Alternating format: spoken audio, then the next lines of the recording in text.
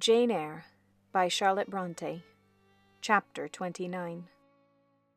The recollection of about 3 days and nights succeeding this is very dim in my mind. I can recall some sensations felt in the interval, but few thoughts framed and no actions performed. I knew I was in a small room, and in a narrow bed. To that bed I seemed to have grown. I lay on it motionless as a stone, and to have torn me from it would have been almost to kill me. I took no note of the lapse of time, of the change from morning to noon, from noon to evening. I observed when anyone entered or left the apartment. I could even tell who they were. I could understand what was said when the speaker stood near to me. But I could not answer. To open my lips or move my limbs was equally impossible. Hannah, the servant, was my most frequent visitor. Her coming disturbed me. I had a feeling that she wished me away, that she did not understand me or my circumstances, that she was prejudiced against me. Dianna and Mary appeared in the chamber once or twice a day. They would whisper sentences of this sort at my bedside. "It is very well we took her in." "Yes, she would certainly have been found dead at the door in the morning, had she been left out all night. I wonder what she has gone through. Strange hardships, I imagine. Poor, emaciated, pallid wanderer. She is not an uneducated person, I should think, by her manner of speaking. Her accent was quite pure, and the clothes she took off, though splashed and wet, were little worn and fine. She has a peculiar face, fleshless and haggard as it is. I rather like it, and when in good health and animated, I can fancy her physiognomy would be agreeable." Never once in their dialogues did I hear a syllable of regret at the hospitality they had extended to me, or of suspicion of, or aversion to myself. I was comforted. Mr. St. John came but once.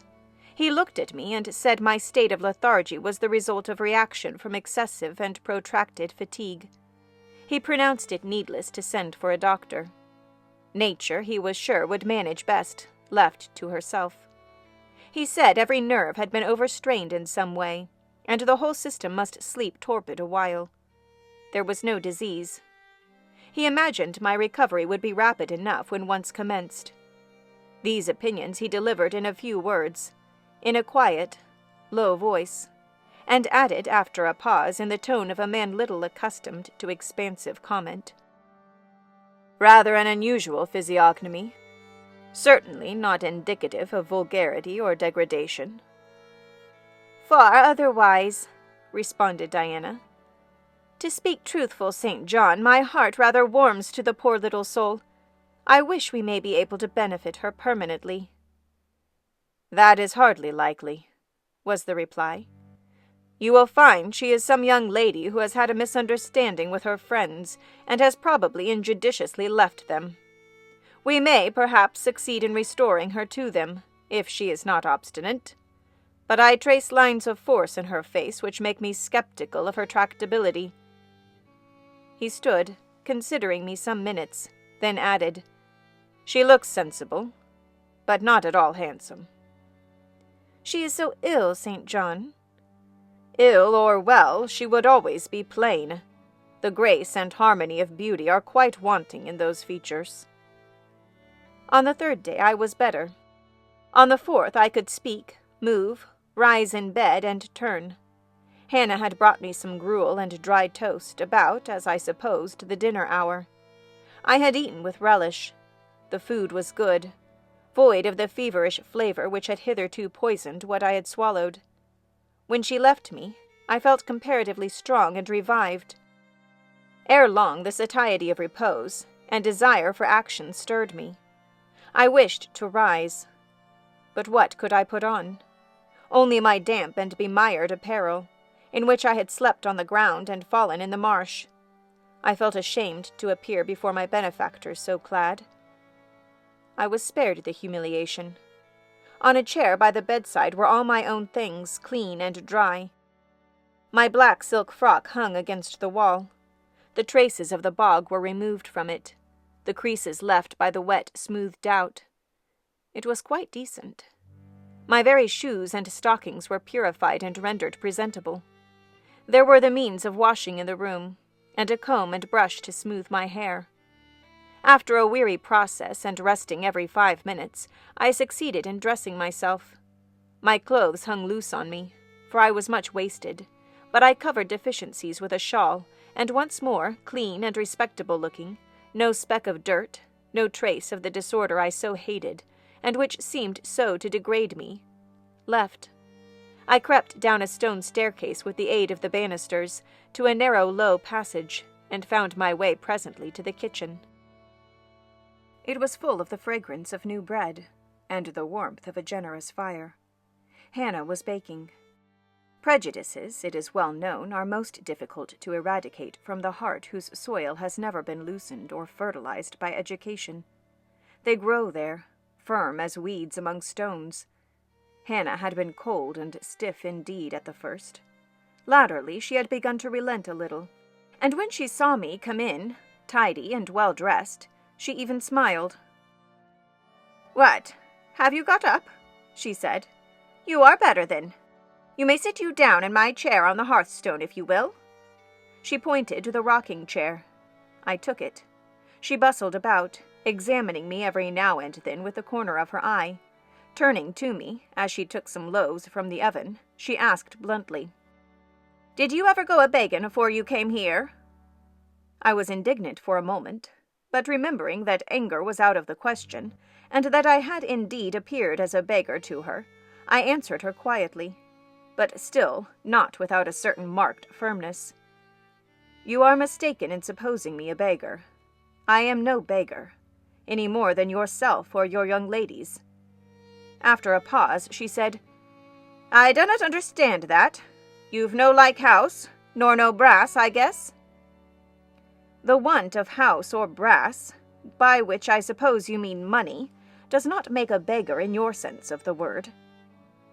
"Are you book-learned?" she inquired presently. "Yes, very."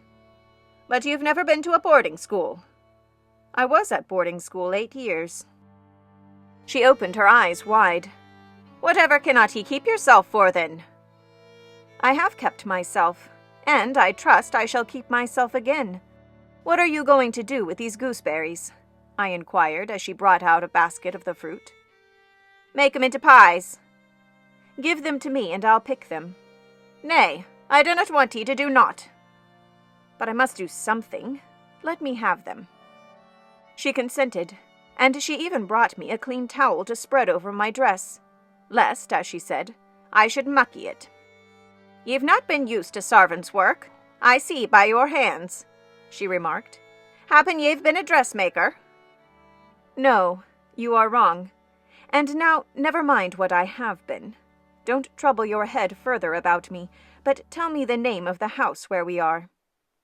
"Some calls it Marsh End, and some calls it Moorhouse." "And the gentleman who lives here is called Mr. St. John?" "Nay, he doesn't live here. He is only staying a while. When he is at home, he is in his own parish at Morton." "That village a few miles off?" "Aye." "And what is he?" "He is a parson." I remembered the answer of the old housekeeper at the parsonage, when I had asked to see the clergyman. This, then, was his father's residence. "Aye, old Mr. Rivers lived here, and his father, and grandfather, and great-grandfather afore him." "The name, then, of that gentleman is Mr. St. John Rivers?" "Aye, St. John is like his kirstened name." "And his sisters are called Dianna and Mary Rivers?" "Yes." "Their father is dead?" "Dead 3 weeks and of a stroke." "They have no mother?" "The mistress has been dead this mony a year." "Have you lived with the family long?" "I've lived here 30 year. I nursed them all 3. "That proves you must have been an honest and faithful servant. I will say so much for you, though you have had the incivility to call me a beggar." She again regarded me with a surprised stare. "I believe," she said, "I was quite mistaken in my thoughts of you. But there is so mony cheats goes about, you mun forgive me." "And though," I continued, rather severely. You wished to turn me from the door on a night when you should not have shut out a dog. Well, it was hard, but what can a body do? I thought more of the children nor of myself. Poor things. They've like nobody to take care on them but me. I'm like to look sharpish. I maintained a grave silence for some minutes. You mustn't think too hardly of me, she again remarked. But I do think hardly of you, I said, and I'll tell you why. Not so much because you refused to give me shelter, or regarded me as an impostor, as because you just now made it a species of reproach that I had no brass and no house. Some of the best people that ever lived have been as destitute as I am, and if you are a Christian, you ought not to consider poverty a crime. No more I ought, said she. Mr. St. John tells me so too, and I see I will rang. But I've a clear different notion on you now to what I had. You look a rate down dacent little creature. That will do. I forgive you now. Shake hands. She put her flowery and horny hand into mine. Another and heartier smile illumined her rough face, and from that moment we were friends. Hannah was evidently fond of talking. While I picked the fruit and she made the paste for the pies, she proceeded to give me sundry details about her deceased master and mistress, and the childer, as she called the young people. Old Mr. Rivers, she said, was a plain man enough, but a gentleman, and of as ancient a family as could be found. Marsh End had belonged to the Rivers ever since it was a house, and it was, she affirmed, aboon 200 year old, for all it looked but a small humble place, not to compare with Mr. Oliver's grand hall down in Morton Vale. But she could remember Bill Oliver's father, a journeyman, needle-maker. And the Rivers were gentry in the old days of the Henrys, as anybody might see by looking into the registers in Morton Church vestry. Still she allowed, the Aud maester was like other folk, not meech out of the common way, stark mad o' shootin' and farmin' and sick-like. The mistress was different. She was a great reader and studied a deal, and the bairns had taken after her. There was nothing like them in these parts, nor ever had been. They had liked learning, all three, almost from the time they could speak, and they had always been of a make of their own. Mr. St. John, when he grew up, would go to college and be a parson, and the girls, as soon as they left school, would seek places as governesses. For they had told her their father had some years ago lost a great deal of money, by a man he had trusted turning bankrupt, and as he was now not rich enough to give them fortunes, they must provide for themselves. They had lived very little at home for a long while, and were only come now to stay a few weeks on account of their father's death. But they did so like Marsh End and Morton, and all those moors and hills about. They had been in London, and many other grand towns, but they always said there was no place like home. And then they were so agreeable with each other. Never fell out nor threeped. She did not know where there was such a family for being united. Having finished my task of gooseberry picking, I asked where the two ladies and their brother were now. Gone over to Morton for a walk, but they will be back in half an hour to tea. They returned within the time Hannah had allotted them. They entered by the kitchen door. Mr. St. John, when he saw me, merely bowed and passed through. The two ladies stopped. Mary, in a few words, kindly and calmly expressed the pleasure she felt in seeing me well enough to be able to come down. Diana took my hand. She shook her head at me. You should have waited for my leave to descend, she said. You still look very pale, and so thin. Poor child. Poor girl. Diana had a voice toned to my ear, like the cooing of a dove. She possessed eyes whose gaze I delighted to encounter. Her whole face seemed to me full of charm. Mary's countenance was equally intelligent, her features equally pretty, but her expression was more reserved, and her manners, though gentle, more distant. Diana looked and spoke with a certain authority. She had a will, evidently. It was my nature to feel pleasure in yielding to authority supported like hers, and to bend, where my conscience and self-respect permitted, to an active will. "And what business have you here?" she continued. "It is not your place. Mary and I sit in the kitchen sometimes, because at home we like to be free, even to license. But you are a visitor, and must go into the parlor." "I am very well here." "Not at all, with Hannah bustling about and covering you with flour." "Besides, the fire is too hot for you," interposed Mary. "To be sure," added her sister. "Come, you must be obedient." And still holding my hand, she made me rise, and led me into the inner room. "Sit there," she said, placing me on the sofa, "while we take our things off and get the tea ready. It is another privilege we exercise in our little moorland home, to prepare our own meals when we are so inclined, or when Hannah is baking, brewing, washing, or ironing." She closed the door, leaving me solace with Mr. St. John, who sat opposite, a book or newspaper in his hand. I examined first the parlor, and then its occupant.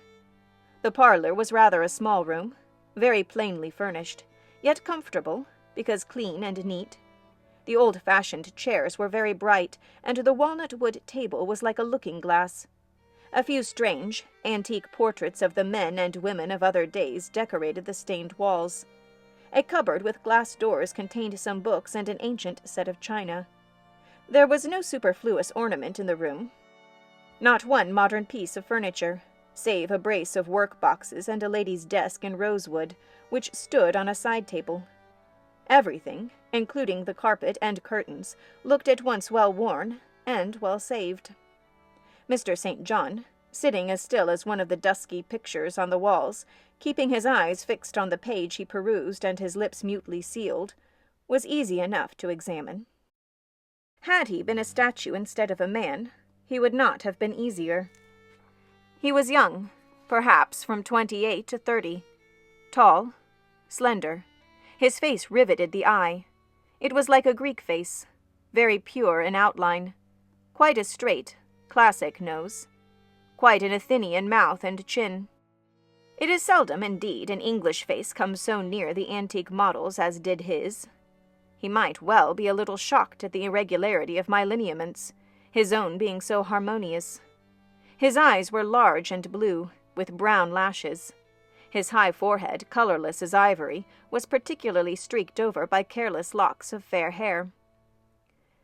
This is a gentle delineation, is it not, reader?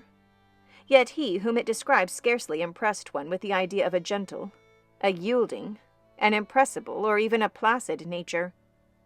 Quiescent as he now sat, there was something about his nostril, his mouth, his brow, which, to my perceptions, indicated elements within either restless, or hard, or eager. He did not speak to me one word, nor even direct to me one glance, till his sisters returned. Dianna, as she passed in and out in the course of preparing tea, brought me a little cake, baked on the top of the oven. "Eat that now," she said. "You must be hungry. Hannah says you have had nothing but some gruel since breakfast." I did not refuse it, for my appetite was awakened and keen. Mr. Rivers now closed his book, approached the table, and, as he took a seat, fixed his blue pictorial-looking eyes full on me. There was an unceremonious directness, a searching, decided steadfastness in his gaze now, which told that intention, and not diffidence, had hitherto kept it averted from the stranger. "You are very hungry," he said. "I am, sir.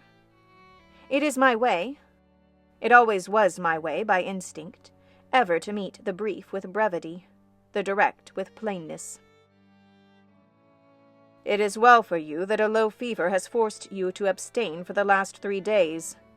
There would have been danger in yielding to the cravings of your appetite at first. Now you may eat, though still not immoderately." "I trust I shall not eat long at your expense, sir," was my very clumsily contrived, unpolished answer. "No," he said coolly. "When you have indicated to us the residence of your friends, we can write to them, and you may be restored to home." That, I must plainly tell you, was out of my power to do, being absolutely without home and friends. The 3 looked at me, but not distrustfully. I felt there was no suspicion in their glances. There was more of curiosity. I speak particularly of the young ladies. St. John's eyes, though clear enough in a literal sense, in a figurative one, were difficult to fathom. He seemed to use them rather as instruments to search other people's thoughts, than as agents to reveal his own. The which combination of keenness and reserve was considerably more calculated to embarrass than to encourage. "Do you mean to say," he asked, "that you are completely isolated from every connection?" "I do. Not a tie links me to any living thing. Not a claim do I possess to admittance under any roof in England." "A most singular position at your age." Here I saw his glance directed to my hands, which were folded on the table before me. I wondered what he sought there. His words soon explained the quest. "You have never been married. You are a spinster." Diana laughed. "Why, she can't be above 17 or 18 years old, St. John," she said. "I am near 19, but I am not married, no." I felt a burning glow mount to my face, for bitter and agitating recollections were awakened by the allusion to marriage. They all saw the embarrassment, and the emotion. Diana and Mary relieved me by turning their eyes elsewhere than to my crimsoned visage. But the colder and sterner brother continued to gaze, till the trouble he had excited forced out tears as well as color. "Where did you last reside?" he now asked. "You are too inquisitive, St. John," murmured Mary in a low voice, but he leaned over the table and required an answer by a second firm and piercing look. "The name of the place where, and of the person with whom I lived, is my secret," I replied concisely. "Which, if you like, you have, in my opinion, a right to keep, both from St. John and every other questioner," remarked Diana. "Yet if I know nothing about you or your history, I cannot help you," he said. "And you need help, do you not?" "I need it, and I seek it. So far, sir, that some true philanthropist will put me in the way of getting work which I can do, and the remuneration for which will keep me, if but in the barest necessaries of life. I know not whether I am a true philanthropist, yet I am willing to aid you to the utmost of my power in a purpose so honest. First, then, tell me what you have been accustomed to do, and what you can do." I had now swallowed my tea. I was mightily refreshed by the beverage, so much so as a giant with wine. It gave new tone to my unstrung nerves, and enabled me to address this penetrating young judge steadily. "Mr. Rivers," I said, turning to him and looking at him as he looked at me, openly and without diffidence, "you and your sisters have done me a great service, the greatest man can do his fellow being. You have rescued me by your noble hospitality from death. This benefit conferred gives you an unlimited claim to my gratitude, and a claim to a certain extent on my confidence. I will tell you as much of the history of the wanderer you have harbored as I can tell, without compromising my own peace of mind, my own security, moral and physical, and that of others. I am an orphan, the daughter of a clergyman. My parents died before I could know them. I was brought up a dependent, educated in a charitable institution. I will even tell you the name of the establishment, where I passed 6 years as a pupil and 2 as a teacher. Lowood Orphan Asylum, Shire. You will have heard of it, Mr. Rivers. The Reverend Robert Brocklehurst is the treasurer." "I have heard of Mr. Brocklehurst, and I have seen the school." "I left Lowood nearly a year since to become a private governess. I obtained a good situation and was happy. This place I was obliged to leave 4 days before I came here. The reason of my departure I cannot and ought not to explain. It would be useless, dangerous, and would sound incredible. No blame attached to me. I am as free from culpability as any one of you 3. Miserable I am, and must be for a time.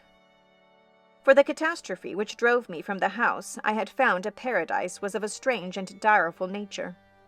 I observed but 2 points in planning my departure: speed, secrecy. To secure these I had to leave behind me everything I possessed, except a small parcel, which, in my hurry and trouble of mind, I forgot to take out of the coach that brought me to Whitcross. To this neighborhood, then, I came, quite destitute. I slept 2 nights in the open air and wandered about 2 days without crossing a threshold. But twice in that space of time did I taste food, and it was when brought by hunger, exhaustion, and despair, almost to the last gasp, that you, Mr. Rivers, forbade me to perish of want at your door, and took me under the shelter of your roof. I know all your sisters have done for me since, for I have not been insensible during my seeming torpor, and I owe to their spontaneous, genuine, genial compassion as large a debt as to your evangelical charity. "Don't make her talk any more now, St. John," said Diana as I paused. "She is evidently not yet fit for excitement. Come to the sofa and sit down, Miss Elliot." I gave an involuntary half-start at hearing the alias. I had forgotten my new name. Mr. Rivers, whom nothing seemed to escape, noticed it at once. "You said your name was Jane Elliot," he observed. "I did say so, and it is the name by which I think it expedient to be called at present. But it is not my real name, and when I hear it, it sounds strange to me." "Your real name you will not give?" "No. I fear discovery above all things, and whatever disclosure would lead to it, I avoid." "You are quite right, I am sure," said Diana. "Now do, brother, let her be at peace a while." But when St. John had mused a few moments, he recommenced, as imperturbably, and with as much acumen as ever. "You would not like to be long dependent on our hospitality. You would wish, I see, to dispense as soon as may be with my sister's compassion, and, above all, with my charity. I am quite sensible of the distinction drawn, nor do I resent it. It is just. You desire to be independent of us?" "I do. I have already said so. Show me how to work, or how to seek work. That is all I now ask. Then let me go, if it be but to the meanest cottage. But till then, allow me to stay here. I dread another essay of the horrors of homeless destitution." "Indeed, you shall stay here," said Diana, putting her white hand on my head. "You shall," repeated Mary, in the tone of undemonstrative sincerity, which seemed natural to her. "My sisters, you see, have a pleasure in keeping you," said Mr. St. John, "as they would have a pleasure in keeping and cherishing a half-frozen bird some wintry wind might have driven through their casement. I feel more inclined to put you in the way of keeping yourself, and shall endeavor to do so. But observe, my sphere is narrow. I am but the incumbent of a poor country parish. My aid must be of the humblest sort, and if you are inclined to despise the day of small things, seek some more efficient succor than such as I can offer." "She has already said that she is willing to do anything honest she can do," answered Diana for me. "And you know, St. John, she has no choice of helpers. She is forced to put up with such crusty people as you." "I will be a dressmaker. I will be a plain workwoman. I will be a servant, a nurse girl, if I can be no better," I answered. "Right," said Mr. St. John quite coolly. "If such is your spirit, I promise to aid you, in my own time and way." He now resumed the book with which he had been occupied before tea. I soon withdrew, for I had talked as much and sat up as long as my present strength would permit.